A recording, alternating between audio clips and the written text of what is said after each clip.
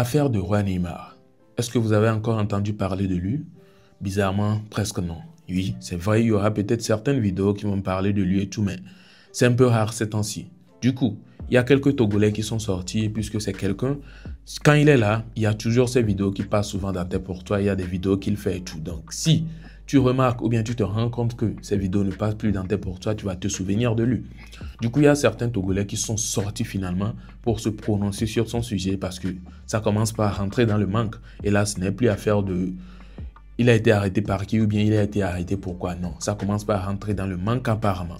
Suite à ces vidéos-là que je vais vous présenter tout de suite, n'hésitez quand même pas à regarder. Et si vous aussi, ça vous dit quelque chose, n'hésitez pas à me partager vos avis dans les commentaires. Vivement qu'il soit libéré dans les temps à venir. Franchement, c'est ce qu'on souhaite. Est-ce que vous ne souhaitez pas cela?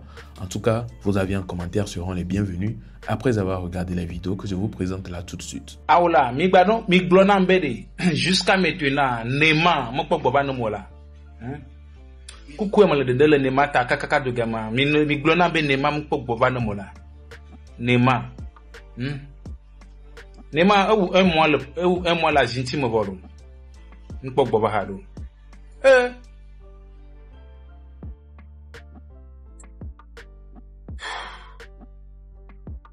Nyato. Awado lia. Minyankia. Awado lia. Ou démissionner na vitucuide à toi à bova à tout fouille.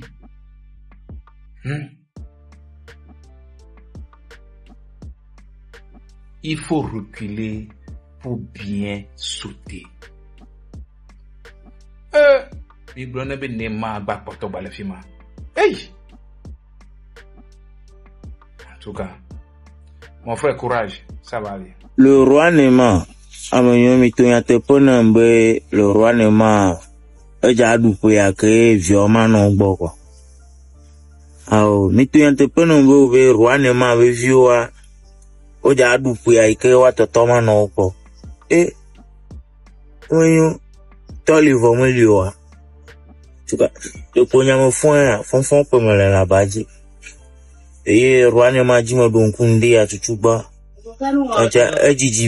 vidéo en tout cas nyanya matia ba blona mare ne vede kuku ala mare ne blobe de kuku nyama nyanke jo nyama pote po nyama note po wanya ko ma blondia nyimbe rwane ma courage no rwane ma ba son ku vio ma ontone chomiaji nyama nyanke jo le go nyama nyami te po mi po onto de ko jo le se ayen te gbon mo le pon ba gboti mbedo di mo lio na no ko ka force, courage nous, roi Neymar.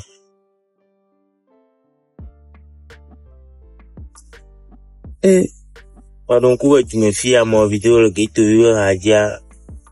roi Neymar, y'a ma chuchuma, ina ko caméra, jibo, oh, via chan hona la, mi kwele oh, kwa wa de repos, nene, comédien, to, oh, via chan, hona, jara, wa, bane, ba, plisti, chari, mi ode que, kuto, abonné, le sila. Donc, ouais, le jouvel gapamo. Kafran, Yandre, Tamanyo, la tiani nefa. Avocato, mentor de Nende wa Jorde, Popo Chami, Quelenchien, mal de force, ne roi mal commentaire. C'est ça, Gigi, vidéo, mon bava, pour toi, n'y a pas, mon va, il n'a pas quoi, Tamanyo à la publier, non, mais. Mon pas beaucoup. Ghetto, Dunadi, ouais. On tourne nyanya mais egbeto va exploser et à mon le pont on tourne nyanya duna di ho et ya ewu et à mon va pont laissez moi donc à wea kingbe la te wa hwade kunya avant ko vite cuire lo maintenant ko la te doa kungba te vanko vite cuire et aller ina me sia me ame ko ke mu le gliadi et me dit là essayer ndé les kounia ni que les filles mentalement il doit en fort il doit en fort mentalement et encore il doit une stratégie il doit une stratégie bobo il y a do cardio il y a do cardio do enia ne odola ni Amérique to na nya tepea Kengo la te wa vire avant quoi. Sinon ne benjina o danajea agbon ya egbe agbon bu so ya e won ya nglobe o mja du jinye gbede o. Aha donc ya nglobe o le se mea donc ghetto stratégie tu cuire kempoku a ma gbon na mi amol fil mi po ghetto a sans nom sans collage yem ki onane nke mpofu tu cuire me ma gbon na mi o enu o le nto ke mi jaga wa de tu nto Edina be ya convoqué moi sans nom sans collage Edina be ya convoqué un post stratégique qui trabe ghetto ne ezongba blo bena sans nom sans collage amelo mais ezongba blo be o la procuration la soit transmis na mereva be la va ho ma vanamo amela dongalete peu diffamation ko lenti on tonya diffamation o wana mo e lenti wa amela don funu me ghetto verso vidéo ni so va poster les pages dit les monter mais à juin ou c'est nous mentalement les fort les fort if ya en tourner bena ve ya que poster nous zer ka mais on divo ndudio c'est une qui tombe le dit so boa yo o va sur vidéo ni so va poster mais on les vivi les films on fait finto a ya vivi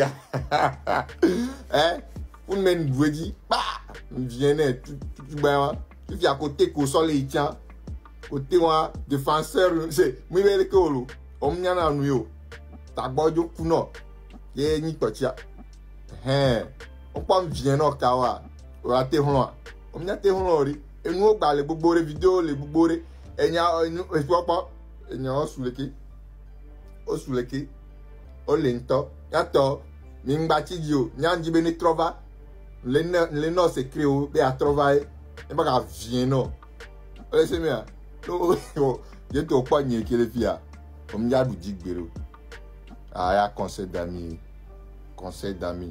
mi blene entonya ntucha dunaji o asio o danaji la merota et on va sona pour avec des preuves on sona preuve o ele amewonti o ele izaga onti des preuves auto o ele toto onti des preuves auto blon ngelo yeto ntonya bo mnyate du jile fiore rola no for rola do stratégie comme boy ouais on dit oh ouais yeto oh le fille et nous le tom ja de to no et nous le njibe avant encore et c'est Antonia. Alors c'est un peu ça, hein? On ne va pas dire quoi que ce soit ici, vous-même vous savez. On ne va pas juger, on ne va pas dire pourquoi, quoi, ou bien à quel moment ou quoi. Non, rien de tout ça. Ce qu'on souhaite, c'est le fait qu'il soit libéré. S'il y a moyen de dire, ou bien s'il y a possibilité qu'il puisse être libéré juste par nous aussi notre voix, bah pourquoi pas. Moi je souhaite que cela soit, ou bien que la libération ait lieu quoi. Voilà, c'est le bon français ça.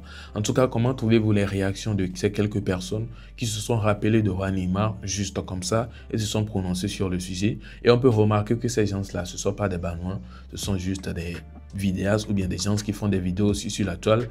Et les Banous, on ne va pas dire que les Banous ne parlent pas de lui ou bien se sont tués à son sujet. Non. On ne sait pas qu'est-ce qu'ils sont en train de se dire dans leur e-box. On ne sait pas qu'est-ce qu'ils sont en train de faire en arrière-caméra. Du coup, on ne va pas se dire que pourquoi est-ce que depuis là, ils ne font plus de vidéos sur eux ou bien sur Neymar et tout. On ne va pas juger. On ne va rien dire ici. Tout compte fait, ils sont des Banous et ils sont bien avec Roi Neymar. Ils ne peuvent pas facilement l'oublier ainsi. Ils savent ce qu'ils sont en train de faire. Du coup, on ne va pas juger. Peut-être ils se sont dit en inbox que on ne fait plus de vidéos concernant le Roi Neymar et tout. On va se taire un moment avant qu'il ne sorte. Déjà, qu'est-ce qui prouve même qu'il n'est pas sorti? On ne sait jamais. Hein? Peut-être là, on est ici, on est en train de parler de lui et tout. Lui, il est là, mais il a voulu être dans le silence. Je ne dis pas qu'il est là. Je dis peut-être. On peut être là, ici, comme ça. Lui, il est là, on ne sait pas. Donc, en tout cas, le grand souhait, c'est qu'il soit libéré, si ce n'est pas encore le cas. Du coup, on va rester dans la patience et on va essayer de raconter ou bien de surveiller sa page pour voir quand est-ce qu'il va nous faire une nouvelle vidéo, puisque je pense que ça nous manque. Toi, ça ne te manque pas? Dis-moi cela dans les commentaires. Alors, je pense donc que nous sommes à la fin de la vidéo. J'espère que vous avez kiffé. Si c'est le cas, n'hésitez pas à me le prouver par un like, un pouce bleu et un abonnement, pourquoi pas. Alors, on se retrouve à la prochaine. Portez-vous bien. Ciao.